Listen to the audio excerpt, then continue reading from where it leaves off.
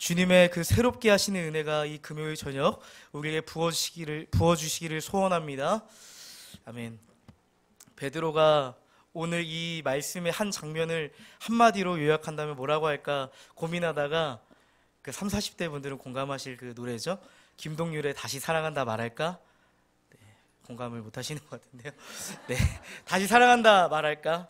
라는 제목으로 결정했습니다. 제가 아들 온유와 시온이를 낳고 깨달은 한 가지가 있습니다. 그것은 자녀가 아빠 엄마를 사랑하는 것보다 아빠 엄마가 자녀를 사랑하는 것이 더 크다는 것입니다. 제가 아침에 아들 온유를 이렇게 샤워를 같이 하면서 때로는 어린이집에 등원을 시켜주는데요, 아이를 이렇게 딱 씻겨주다 보면 아이가 너무 아름다워 보이는 거예요. 이렇게 애틋한 마음이 드는 거죠. 사랑스러운 마음이 드는 거죠.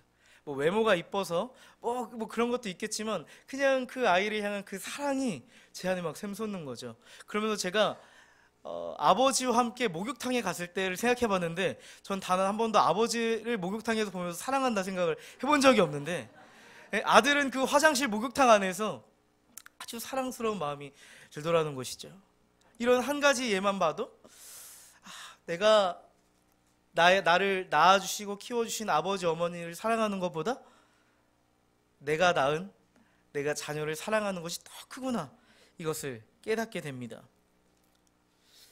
분명 아버지 어머니가 자녀를 사랑한다고 말할 때 그저 내가 낳은 자녀를 보면서 사랑스러운 감정만 가지고 사랑한다 말하는 사람은 단 한 사람도 없을 것입니다. 부모님들은 다 이해하시고 공감하실 것입니다. 이 부모님의 사랑은, 이 자녀를 향한 부모의 사랑은 때로는 부모의 뜻을 따라주지 않는 아들, 딸들을 바라보면서 결코 버리지 않고 끝까지 용납해 줄 수 있는 그런 사랑이죠.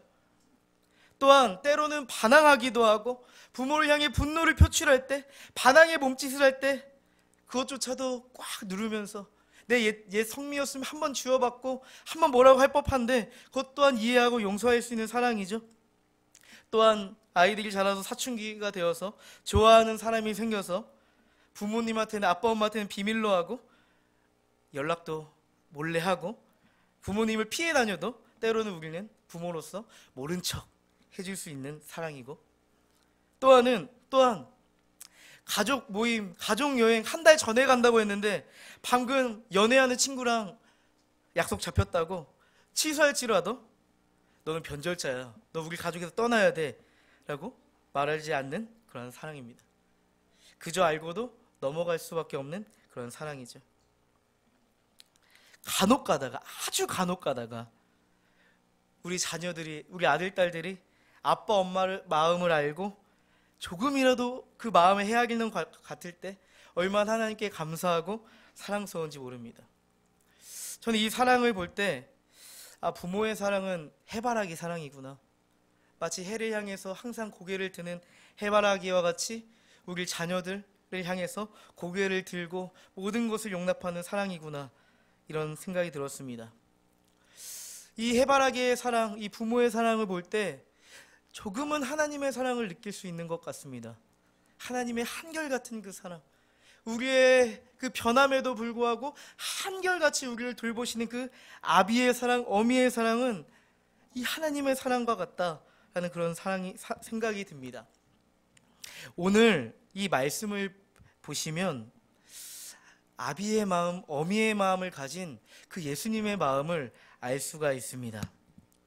예수님께서 십자가에 달리시고 부활하셔서 이제는 각자 자신의 삶으로 돌아가 버린, 예수님을 믿고 제자의 삶을 살기로 결단했으나 예수님의 그 십자가의 고난 앞에 자신의 삶의 터전으로 옛사람의 모습으로 돌아가 버린 그 제자들에게 이렇게 말씀하십니다. 얘들아, 너희에게 고기가 있느냐? 라고 물어보시는 것이죠. 여기서 말하는 얘들아 라는 것은 헬라어로 파이디온이라는 뜻인데요, 어린이라는 뜻입니다. 마치 아버지가 어머니가 자녀를 불러 모으듯이, 마치 집 나간 자녀들을 불러 모으듯이 얘들아, 어린아이들아,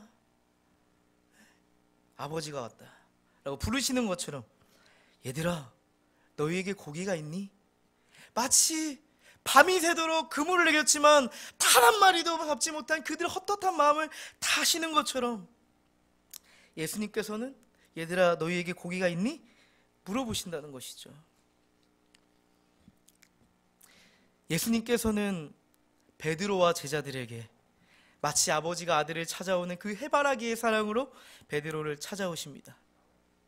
예수께서 사랑하는 자들이 있는 그 디베랴 호수로, 다시 한번 이야기하지만 예수님을 3번 부인하는데 저주했고 맹세하며 부인했고 그 자신을 떠나버린, 그리고 옛사람의 삶으로 돌아가버린 베드로와 제자들을 찾아오시는 것이죠. 그들의 삶의 터전으로 말입니다. 예수님은 왜 하필이면 이 베드로와 제자들의 치열하고 아주 처절한 인생이 담겨있는 디베랴 호수로 오신 걸까라는 생각이 들었습니다. 왜 예수님은 하필이면 오늘도 아무것도 잡지 못해서 외롭고 쓸쓸한 그런 어부 베드로의 삶 가운데 찾아왔을까? 그냥 이런 날이면 얼마나 좋을까요?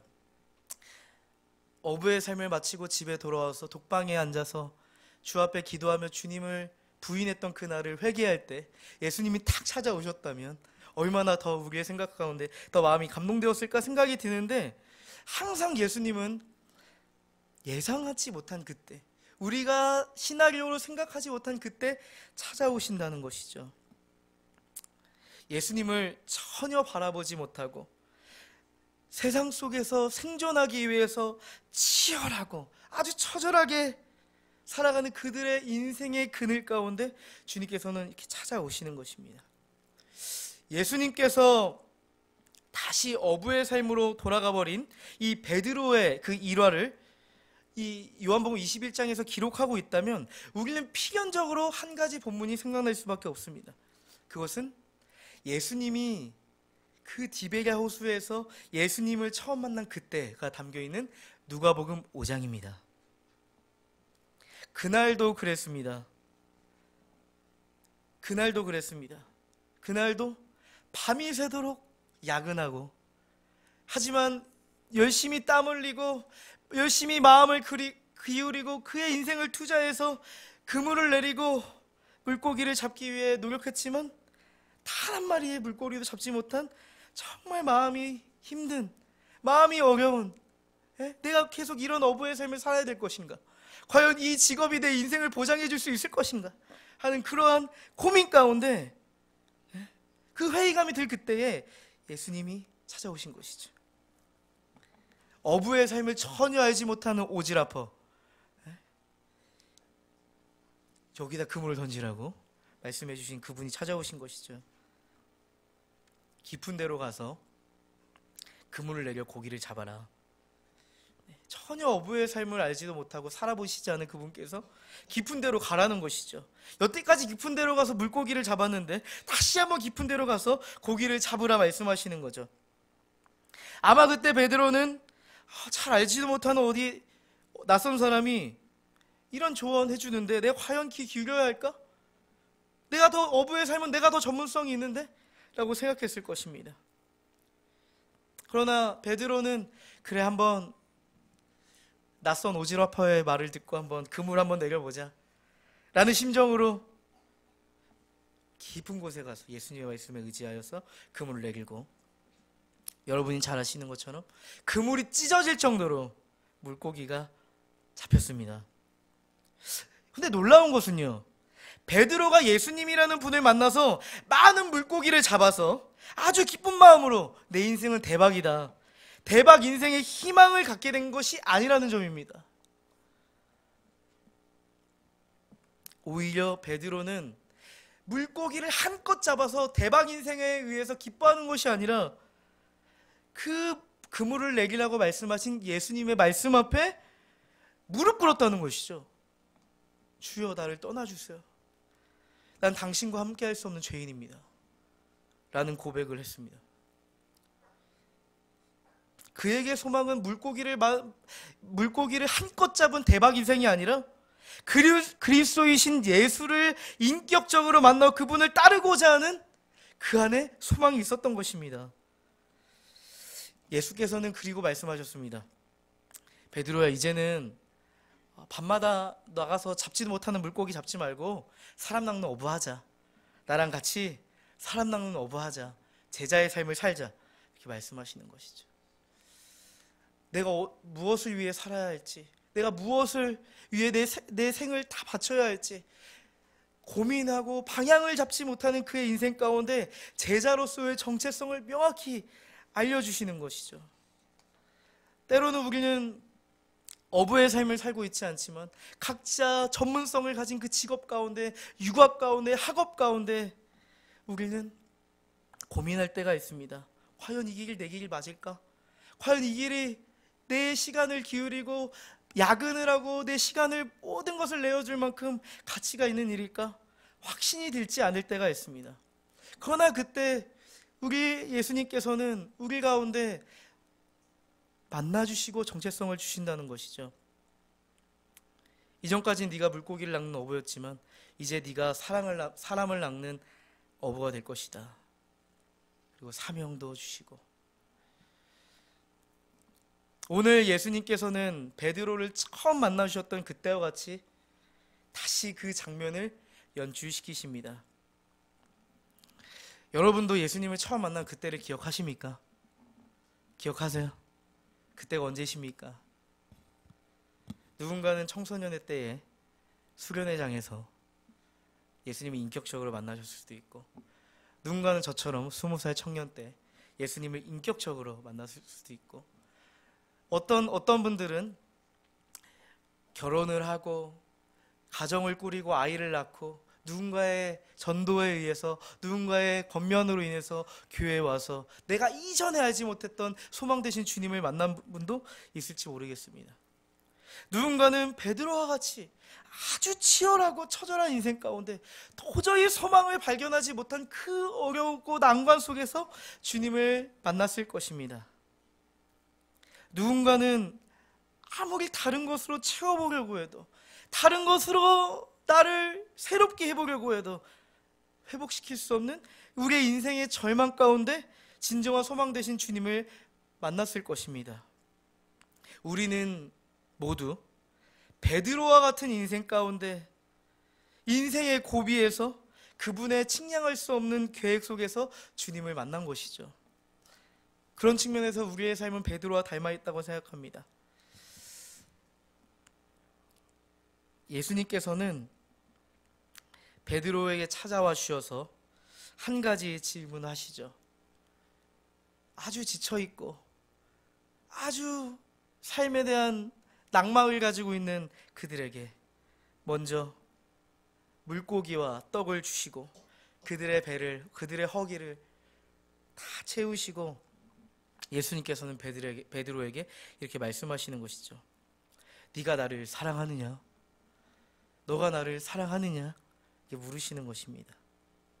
우리 같으면 이렇게 얘기했겠죠. 베드로야, 너 그때 결코 나를 배반하지 않겠다고, 다른 사람이 다 버릴지라도 저만은 예수님 당신을 따르겠다고 했던 그 고백 너 못 지켰지? 하면서 대뜸 한번 혼내고 이렇게 책망했을 법한데요.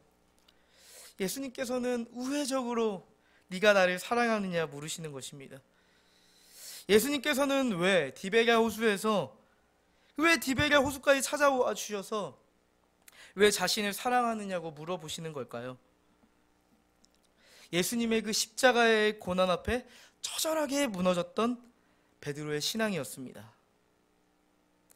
우리도 베드로와 같이 이전에 예수님을 인격적으로 만나고 그분의 영원하신 십자가로 인해서 생명의 소망을 얻고 예수님의 제자가 되었지만, 어쩌면 지금은 치열하고 처절한 삶 가운데 제자라는 나를 잊어버릴 때가 있습니다. 정체성을 상실해버리고 살아갈 때가 있습니다. 또한 우리의 삶 속에서 끊임없이 일어나는 분주하고 복잡한 일이 주님께서 우리에게 부여해 주신 사명을 아주 희미하게 보이게 할 때가 있습니다. 사명의 상실인 것이죠. 우리는 그 누구도 베드로와 같이 예수님을 저주하고 맹세하고 부인한 사람은 이 자리에 없습니다. 하지만 생각을 조금 틀어서 보면 실제로는 수많은 상황 속에서 수많은 사람들과 관계를 맺으면서 또한 크고 작은 선택과 결정 속에서 우리는 수없이 예수님을 배반하고 주님의 뜻과는 전혀 상관없이 눈을 가리고 우리의 뜻 가운데 나아갈 때가 한두 번이 아니었다는 것이죠. 우리의 삶을 예수님의 시각으로 들여다보면 우리는 날마다의 삶 속에서 반복해서 나를 구원하시고 나를 회생시키시는 그 분을 배반하고 주를 떠나는 그런 모습이 생각이 났습니다. 우린 배신 전문가가 아닌가 이런 생각이 듭니다. 때로는 더 이상 면목이 없어 주 앞에 서지 못하겠다 그렇게 생각이 들 정도로 말이죠.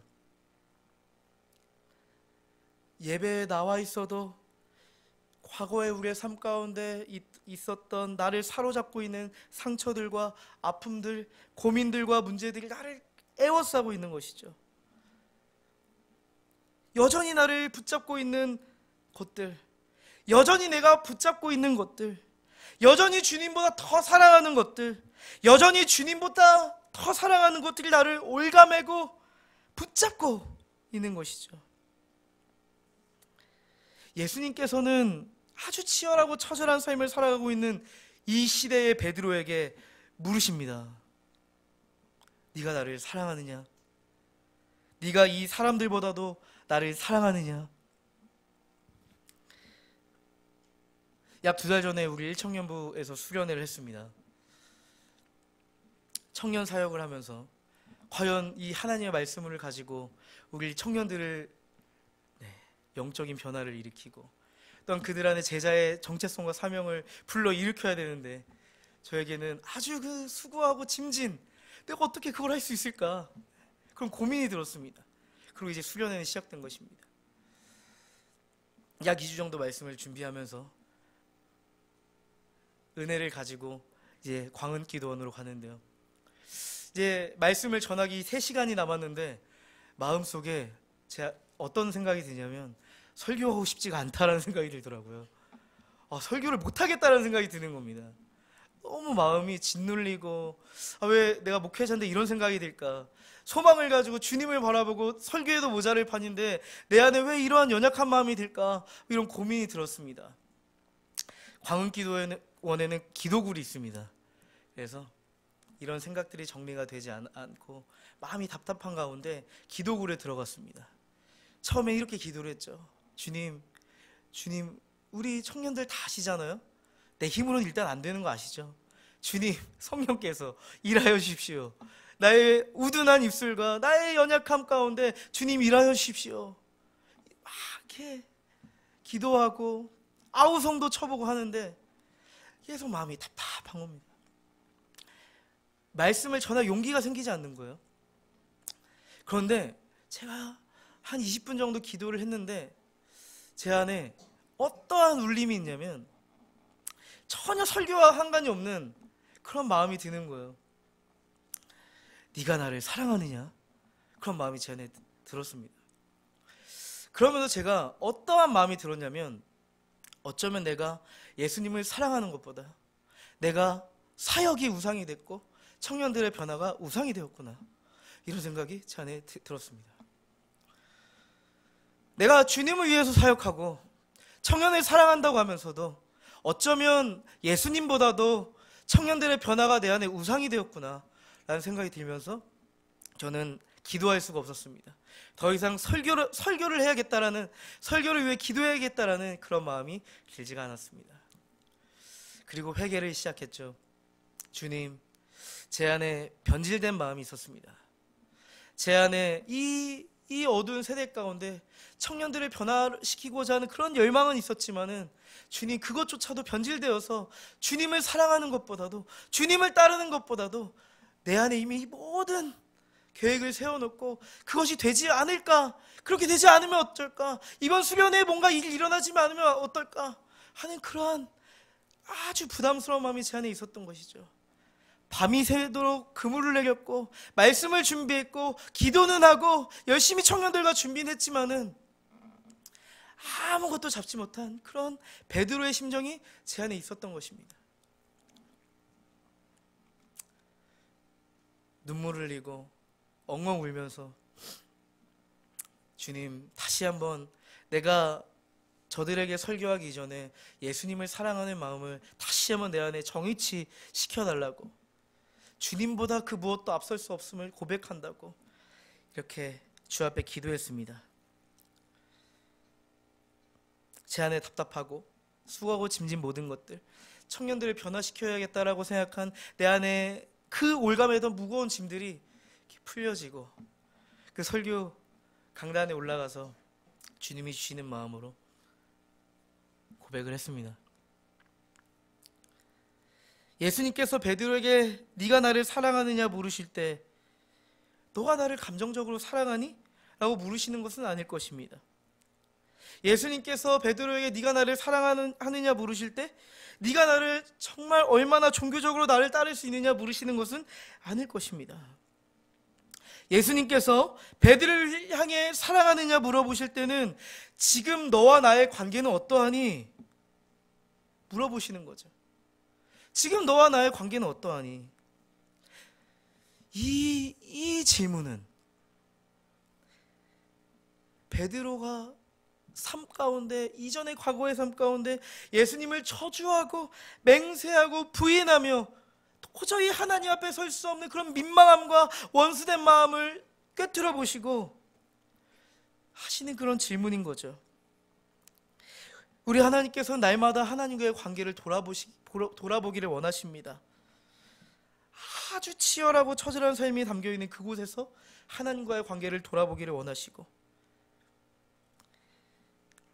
아주 고3들 치열하게 수능을 준비하는 그곳에서 하나님과의 관계를 돌아보기를 원하시고, 개강하여 아주 적응하느라 분주한 대학생들도 지금 이 순간 하나님께서는 그분과의 관계를 돌아보기를 원하시고, 미래를 준비하며 취업을 준비하고 있는 우리 청년들에게도 하나님과의 관계를 돌아보기를 원하시고, 부모로서 자신을 돌아보지 못한 채 자녀를 양육하며 지쳐있는 그들의 심령 가운데서도 하나님과의 관계를 돌아보기를 원하시고, 매일의 직장생활 가운데 야근하며 그 마음에 가장으로서 부담감을 가지고 살아가는 남편들과 또 아내들에게도 하나님과의 관계를 돌아보기를 원하시고,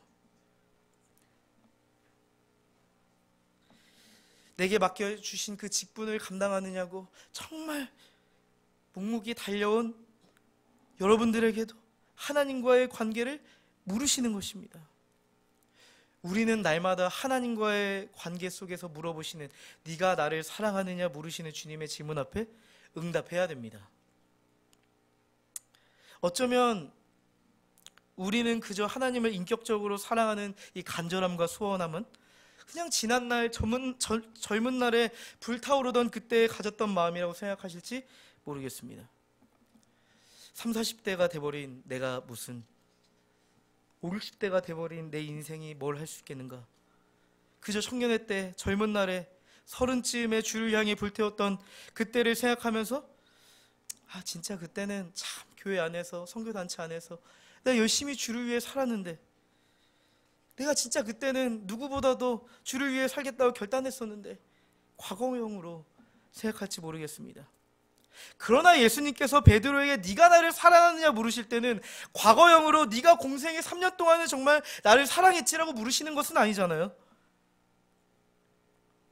너가 과거에 얼마나 나를 사랑했는지, 네가 얼마나 과거에 얼마나 대단한 사역을 했는지, 단지 교회 안에서 너가 얼마나 많은 헌신하고 있는지 그것을 물으시는 것은 아닐 것입니다.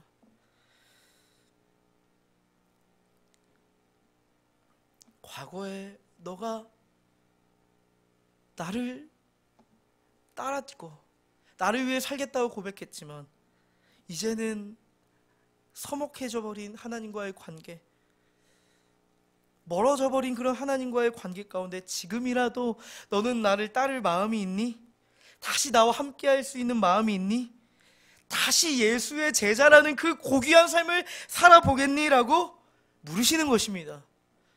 여러분은 그 대답에 무엇이라고 대답하시겠습니까? 이 질문은 그저 사랑을 확인하는 질문이 아니라 이것을 바꾸어서 얘기하면 우리 관계 회복하자, 다시 나와 함께 하자라고 하는 예수님의 간절한 그 신실하신 사랑인 것입니다. 예수님께서는 신실함 하나 찾아볼 수 없는 베드로에게, 또한 이 시대를 살아가는 베드로에게 이렇게 말씀하십니다. 내 양을 치라, 내 양을 치라 말씀하신 것입니다.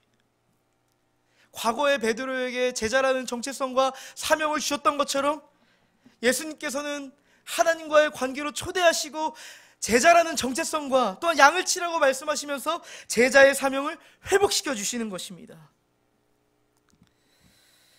요한복음은 사도 요한이 작성한 글입니다. 사도 요한은 자신을 표현할 때 예수께서 사랑하시는 자다, 예수께서 그렇게 사랑하시던 자다라고 자신을 표현합니다. 그 요한은 12제자 중에서도 예수님을 무척이나 사랑하고 친밀하던 제자라고 우리 인식하고 있습니다. 예수님이 십자가에 죽으시고 부활하신 후에 12사도는 예수 그리스도의 그 복음을 죽기까지 전파했잖아요. 그런데요, 요한을 제외한 나머지 사도는 복음을 전하다가 다 순교했습니다. 한 알의 밀알이 썩어졌습니다. 이 요한복음을 쓰던 그 시점은 예수님과 함께하던 그 11명의 사도들이 다 죽고 자신이 홀로 남았을 그때에 쓴 성경입니다. 그때 상황이 어땠는지 아세요? 예수님을 직접 목격한, 그러니까 예수 그리스도의 그 십자가의 죽음과 부활을, 그리고 승천을 직접 목격한 사도들이 다 순교하니까 이단들이 나타나고, 또한 예수 그리스도를 따르던 제자라고 하는 사람들이 다 등을 돌려서 제각기 다른 길로 가버리는 것입니다. 복음이 왜곡되고 예수님의 성육신과 부활, 그 영광의 복음을 회복시키는 것이죠. 요한은 위기의식 가운데 요한복음을 썼습니다. 이 복음이 훼손되고 복음을 외면하고 떠나가는 성도들을 바라보면서 이 요한복음을 썼을 것입니다. 저는 왜 요한복음 21장 이 마지막 장면에 이 요한이 다시 하나님의 사랑을 회복해서 돌아오는 내용을 왜 삽입했을까? 그 많은 일화 중에서 왜 이 베드로가 다시 한번 회개하며 주 앞에 돌아온 이 일화들을 길게 나열했을까 생각을 해봤는데요, 아마도 요한은 베드로의 변절을 기록하고, 하지만 그 변절자 베드로가 주 앞에 돌아온 그 영광의 순간을 기록하면서 그 시대를 살아갔던 복음의 변절자들, 예수 믿는 것이 힘들고 지치고 또한 수많은 이단들의 공격으로 인해서 떠나버린 그 사람들에게, 여러분, 제2의 베드로 여러분도 베드로와 같이 돌아오셔야 됩니다. 다시 하나님의 사랑으로 돌아오셔야 됩니다. 다시 제자의 정체성으로 회복하셔야 됩니다.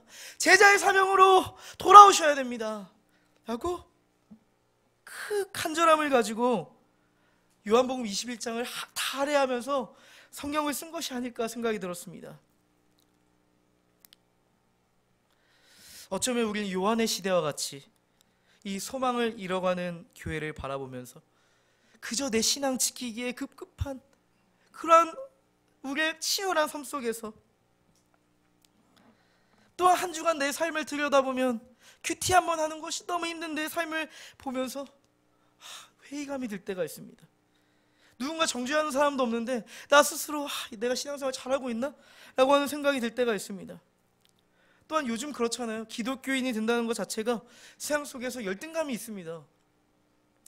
저도 목사로 살아가고 있는데 언론 매체에서 목사의 그런 연약함들, 범죄들을 밝혀들 때 제 안에 어느 순간 열등감이 있더라고요. 뭔가 그리스도께서 나에게 주신 이 사명을 가지고 목사의 길을 따라갈 때 그 자부심과 고결함이 제 안에 있어야 되는데 뭔가 민망하고 부끄러움이 제 안에 있었다는 것이죠. 뭔가 기독교인이 된다는 것, 예수를 따른다는 것이 우리에게 영적인 열등감이 되어 살아갈 때가 있습니다. 제자로 살아간다는 것이 세상 속에서 뭔가 손해본다고 하는 피해의식 속에 우리가 살아갈 때가 있습니다. 하지만 우리 예수님께서는 신앙의 부활을 원하십니다. 예수님을 사랑함으로 다시 깨어나는 그 신앙의 부활을 원하십니다. 사실 이 부흥이라는 단어가 10년 전만 해도 교회에서 많이 이야기했거든요. 그 전에도 많이 부흥이라는 이야기했을 것입니다. 근데 요즘 이 부흥이라는 단어가 교회에서 참 어색한 단어가 됐다라고 생각이 들었습니다. 요즘 이 부흥이라는 단어는 뭔가 교회 안에서 사치스럽다라고 할까요? 뭔가 잘하지 못하면서 무슨 부흥이냐고 말할 것 같아서 함부로 꺼낼 수 없는 그런 단어라는 생각이 들었습니다. 부흥은 무슨 본전이라도 잘하자, 이 정도 생각이 우리 안에 각인된 것이 아닌가, 이런 생각이 들었습니다. 지난 주일 설교를 기억하시나요? 복음의 능력이라는 제목으로 우리 담임 목사님께서 설교를 해주셨습니다. 과연 우리 안에 복음의 능력이 있는가? 부흥이라는 것은 교회에 사람이 가득 차는 것도 부흥이지만 우리 안에 복음의 능력이 열방 가운데, 세상 가운데 드러날 때 그것이 부흥이 아니겠습니까? 신앙의 부활은요, 결국 교회의 부흥으로 나타나는 것입니다. 우리가 깨어날 때 교회는 부흥이 되는 것입니다. 제가 지난 주일 이 복음의 능력이라는 이 설교를 들으면서 계속 떠올랐던 단어가 있는데 리바이벌입니다. 부활, 부흥이라는 뜻인데요, 우리 안에 본전을 지키자, 그저 우리가 본전 지키자라고 하는 이러한 타협점을 내 안에 깨버리고 내 안에 신앙의 부활, 또한 교회의 부흥을 꿈꿔야겠다라는 마음이 들었습니다. 우리 주님께서는 여전히 우리의 신앙을 부활시키시고 우리 몸된 교회의 부흥을 원하십니다. 그저 우리끼리 힘들다, 지친다, 어떻게 해야 될까 고민하는 공동체가 아니라 고민 많은 세상 속에서, 주님의 비방인 이 세상 속에서 영광의 빛을 드러내는 부흥의 공동체가 되기를 원하신다는 것이죠. 우리 함께 이 시간, 이 금요일 저녁에 우리 주님과 함께 주님의 사랑을 확인하며 부흥의 마음을 우리 안에 부어주시기를 소원했으면 좋겠습니다. 우리 함께 마음이 상한 자를 함께 고백하시면서 정말 베드로의 심정을 가지면서 이 시대의 베드로의 마음을 가지고 함께 찬양했으면 좋겠습니다.